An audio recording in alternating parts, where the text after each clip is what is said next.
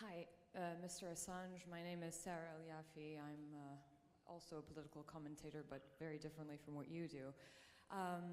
Two questions for you. The first one is, what do you think of your lawyer, Amal Clooney's work? If you're unable to get a hold of her, surely there's a cousin of hers in the room here, and probably could offer help. And a second one, which is a question that I got a lot, what can a regular person do to help, considering that we're not Pamela Anderson and cannot come with vegan food to you? Yes. Well, no, Pamela's opened every door, it seems. Everyone's heard of her and everyone wants to meet her. So she's a very effective emissary, believe it or not. Amal, well, you know, Amal had a fundraising party with George Clooney for Hillary Clinton twice. Mm-hmm. So Amal hasn't been saying too much about me during the last 4 months. I think she's been keeping her head down. Now that Clinton is not elected, maybe it will be easier for her. Do we, you know, we talk about the role of the media, we talk about how media is changing in the digital age today.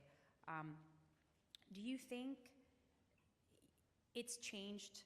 You know, when we first talked about leaks back in the 70s with the Pentagon Papers and Daniel Ellsberg, who kind of went out there and, you know, at first was regarded as, you know, somebody who may have committed treason, but then was hailed as a hero and, you know, basically exposing the government at the time about certain lies that had gone forth with the Johnson administration, the Vietnam War. And then, you know, he's fine. He's also today, when people talk about it, regarded as a hero because he was able to kind of get this Transparency Act through.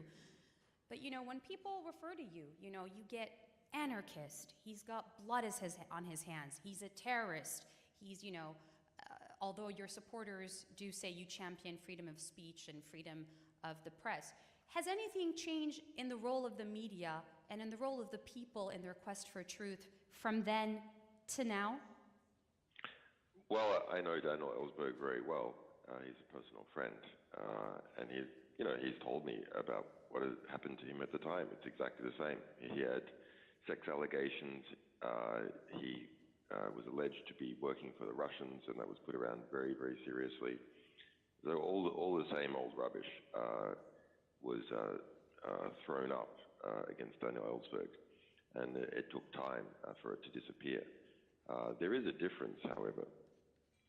The difference is that Daniel Ellsberg leaked the Pentagon Papers under the Nixon administration, even though they were mostly about the Johnson administration. They were leaked under the Nixon administration. And so his public battle was with the Nixon administration, which is a Republican administration.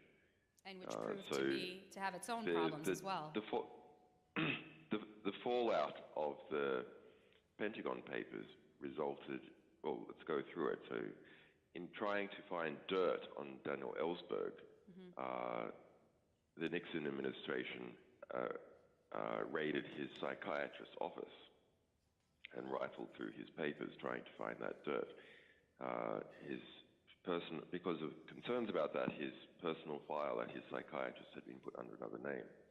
But they tried to do it, and then the eventual investigation into that led to the discovery of Watergate, which eventually led to the downfall of the Nixon administration. So there's a direct connection there. And so the Democratic Party and Democrat-aligned media are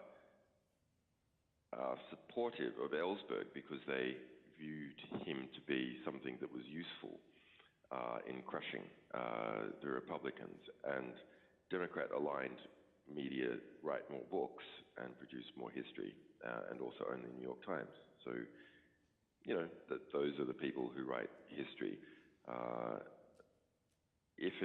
So I think it would take us producing extensive leaks under the Trump administration for a similar historical view, perhaps to appear. But I don't think it will ever appear until I or our other staff retire. It's just the nature of the game. If you're involved in revealing embarrassing truths about very powerful actors, of course they have to defend themselves and defend their reputations. And if they can't actually attack the credibility of your material, then they have to attack the personalities and the funding. It's kind of a scapegoat. They need a scapegoat. You're saying that, somebody to they need blame. No, it's just a distraction attempt. I mean, they just need to distract from the core story, which is the revelation of what they're saying about themselves. So they look for meta stories to distract from it. It's pretty boring. It can be effective. We have to counteract it. I guess that's one of the reasons you're hearing from me today. That's true. And as the system evolves, and now with the Trump administration, there have been articles written that your lawyers may try to seek pardon from him. Is that true? There has been no attempt to seek a pardon. We predicted that Trump wouldn't win, just like everyone else, because Hillary Clinton had unified the establishments and they had enormous resources. But a very interesting phenomena occurred. That is the U.S. media, in gunning on behalf of Hillary Clinton so strongly, produced many social phobias, where it became a taboo to criticize Hillary Clinton, and a taboo to admit support for Donald Trump. And so as a result... but it's no longer a taboo if you think about it, because she's pollsters were not able to admit. Right. So people felt that they could not admit to pollsters their genuine feelings about who they were going to vote for and how much they wanted to vote for them. So the polls had Trump, as I'm sure everyone is aware of, had Trump losing. Yes. Now, I saw that phenomena in Brexit as well. And but now that US pollsters said that they were taking the effect into account. Now, clearly, they were not taking it properly into account, A. And B, I believe the conformity pressures were much stronger in the United States than they were under Brexit. That you were a deplorable, irredeemable person if you didn't like Hillary Clinton. So as a result, the polling was low for Trump. So the establishments gathered around Hillary Clinton did not release their reserve capacities in terms of their resources. They ended up pushing $1 billion to Hillary Clinton's campaign. They could have pushed $10 billion to Hillary Clinton's campaign if they thought that it was necessary to do so. But why spend the money if it's not necessary? And the determination as to whether it is necessary or not was the polling. The conformity that they set up is what ended up leading to their own undoing, because the conformity affected the polling, and they read the polls as well, and so they didn't put in the resources that were necessary to defeat Donald Trump. You talk about establishment and the establishment surrounding Hillary Clinton. Do you think it's going to be, and then I want to get to an audience question after this one. Yeah. Do you think that there will be a different establishment now that Trump is going to be president? It'll be a small shockwave for the establishment, and there will be some cracks that will appear in it. But let's be realistic. The United States is a very big society with 320 million people, many large companies. The US government has always represented the organized groups in the United States, principally American corporations, and it will continue to do so. So it's very much the same thing, just a different leader taking on. I mean, in some areas there will be differences, but if we're talking about the overall behavior of, say, the CIA or the US military or Right. US embassies and what they do in supporting US companies trying to sell Boeing to everyone. It's going to be more or less the same. Can we get an But audience question? at the margins, there can be significant differences. For example, in Syria policy, there will be significant differences. Can we get the microphone passing and try to get it to somebody in the back as well, please? I feel like we're running against time here. Somebody there, please. Thank you. Hello, hi. My name is Talar, and I'm a counterterrorism and security specialist. And my question is basically that, Mr. Assange, that some might think of you as an online vigilante. And the idea is nowadays a lot of things are happening in the world that are taking it towards cyber war and cyber warfare. And do you think that WikiLeaks can be used as a tool for cyber warfare between states or even the parties within each other's same country? Thank you. Well, I mean, can the internet be used as a tool to publish information? Yes. Can any newspaper be used as a tool to publish information? Yes.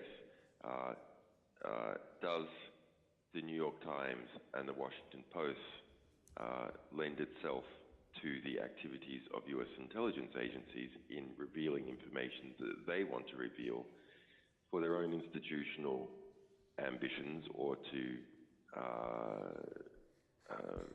reveal soft threats against other states or other actors? Yes.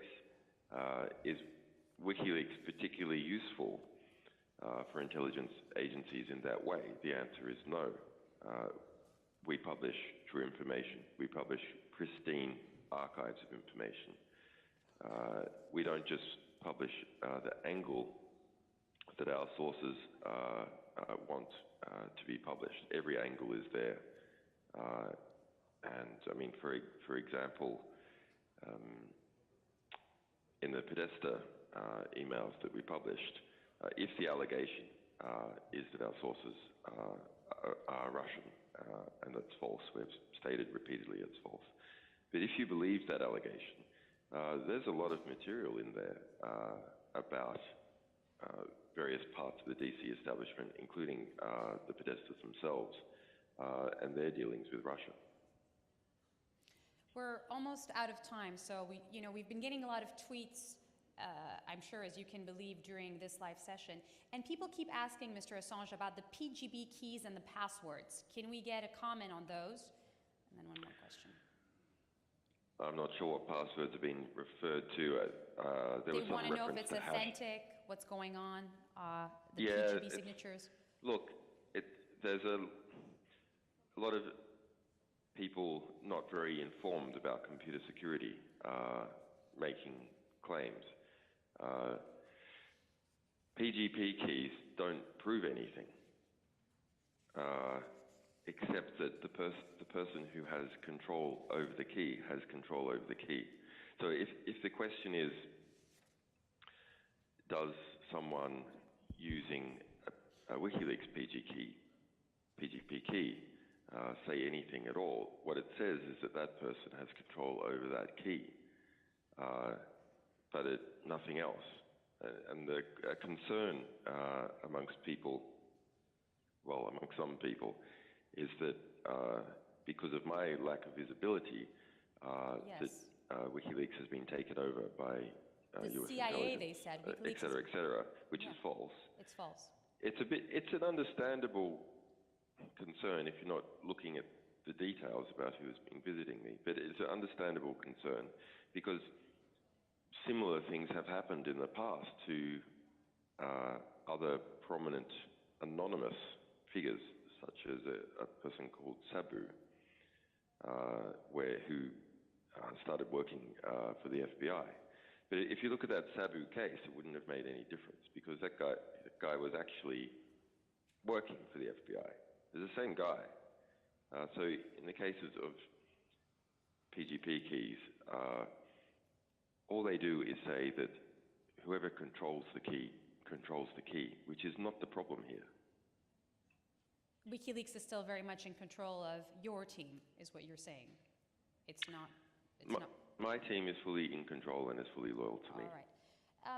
Just to end on this conference is called Free Connected Minds. It's part of the Chidiac Foundation, and it's about the freedom of press, freedom of speech. As we can see in your case, WikiLeaks entering its 10th year now, it started in 2006, freedom comes at a very high cost. When you look back, and I'm not talking about regrets specifically, but when you look back today, is there anything you would have done differently? And if so, what? Yes, I've become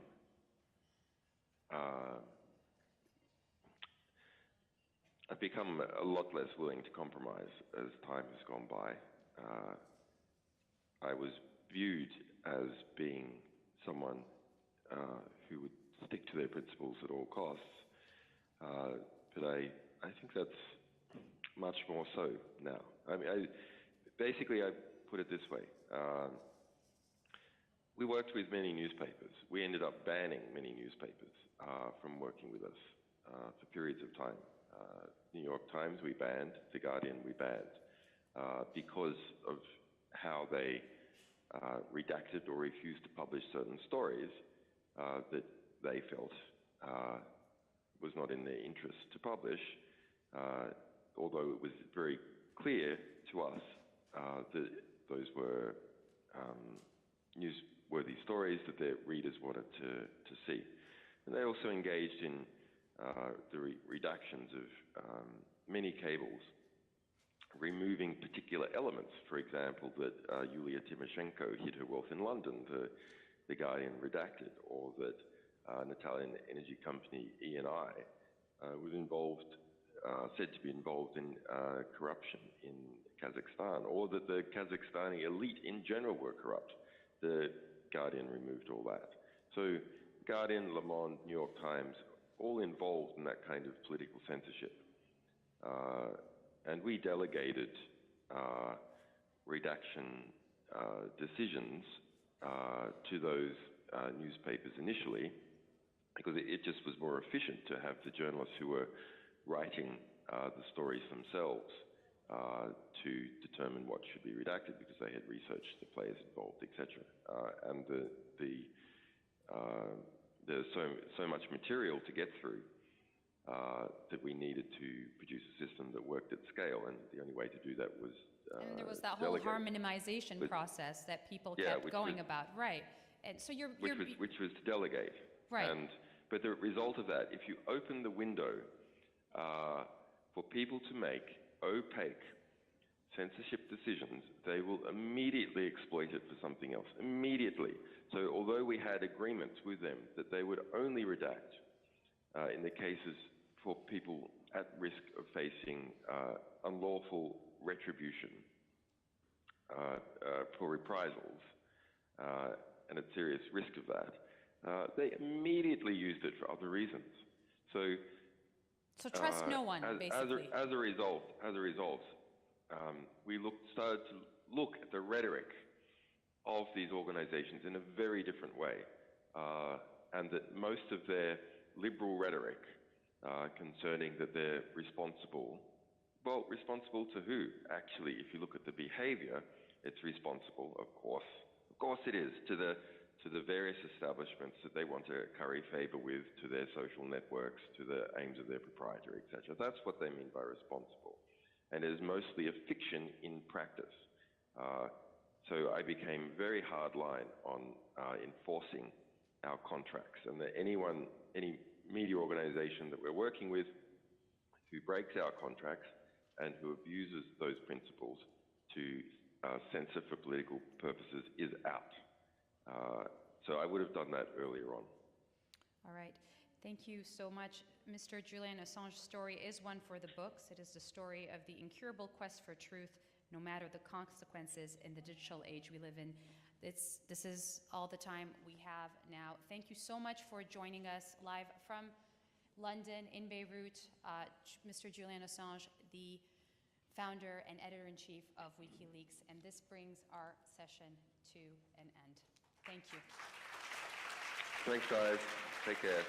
Thank you. All my best for We Lebanon. hope to see Bye. you soon on the balcony or elsewhere, hopefully.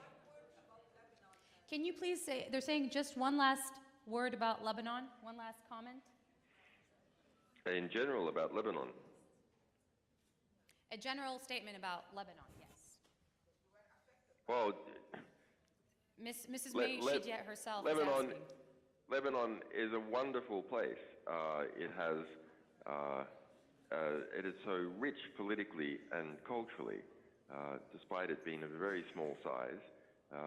And it's amazing that the Lebanese people have managed to preserve themselves despite all the very difficult neighbors they have from Israel to Syria, now having to deal with ISIS, etc. So I have a lot of respect for the creativity and perseverance of the Lebanese people. I have many Lebanese friends. We've worked with Lebanese papers and Lebanese TV stations also to produce some great journalism. So I'm a big fan of Lebanon.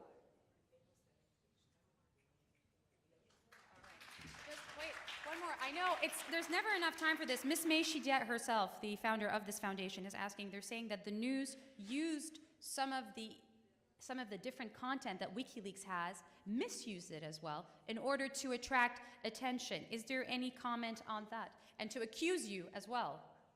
Oh, accuse Lebanon of... Accuse the March 14 camp. You know, here it's political between March 8 and March 14. Yes. I would have to take time to go back to the details of that case. There are many fascinating Lebanese cables that we have published. My favorite one is actually about the nature of the state. There's a series of 3 cables. I referenced them in my book, When Google Met WikiLeaks. And they're about Hezbollah's embryonic optical fiber network. Sorry, I'm incorrect. They're in cypherpunks. 07 Beirut 301, 05 Beirut 490, 05 Beirut 505, 05 Beirut 523. Sorry, there's 4. And these are encrypted messages, or? They're cables. So if you just search for those, you'll find, if you just even Google search, you'll find those. Cables that we have published that speak about Hezbollah's telecommunications network that it was laying, and the complaints by the then Lebanese government to the US ambassador about that. And the then Lebanese government had also passed that information on to Israel, those maps, etc. Maybe they hoped that Israel would bug it or bomb it. But it's about the nature of a state. And I started reflecting on that.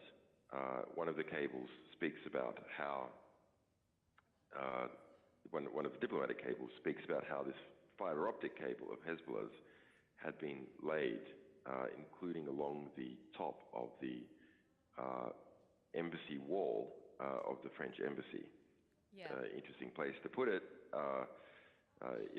If that was true, you have to question maybe the French were trying to tap it, and that's why they put it along. The French moved it to along that wall, or Hezbollah put it there because then Lebanese government couldn't get to it.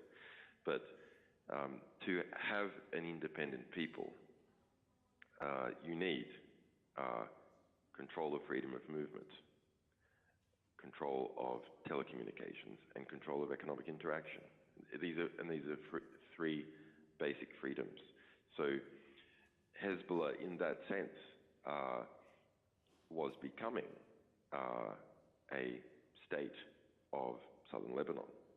Right, because with Hezbollah, because it's it had control of physical movement, practical on the street physical control, its own telecommunications network, and its own means of engaging in economic interactions without being shut down. So that is the definition of a state. So at that time, Hezbollah, in its areas, was moving towards being an independent state. I'm not sure what the view is in Lebanon now as to whether it is still that way, now that it has been pulled into the government in various ways. It seems like a wise decision if you're dealing with a group that is moving towards statehood to pull it into the government to discourage that tendency. It's definitely one to keep an eye on right now. But you said you weren't receiving a lot of Lebanese leaks generally. No, we got a couple of things about the investigation into the assassination of your former Rafiq Hariri, right, the former Prime Minister. And we published the budgets for that and a few other things, but not a lot direct from Lebanon, but many about Lebanon.